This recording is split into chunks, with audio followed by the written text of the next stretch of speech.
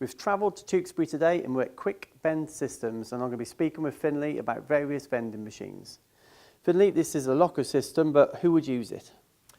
Well, almost anybody, if I could sell it to them. Basically, we developed the locker system for larger items or durable items you might want to return.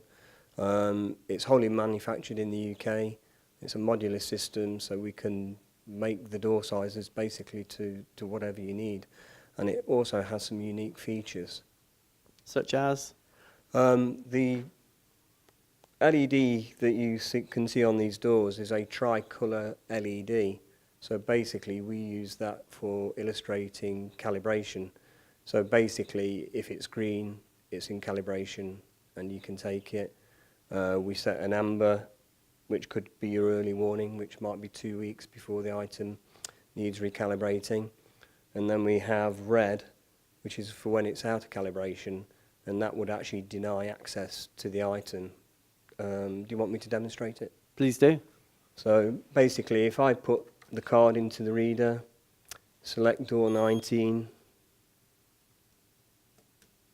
you can see it's out of calibration, contact supervisor. So, okay, I'll choose a different item. I'll try item 20, open the door,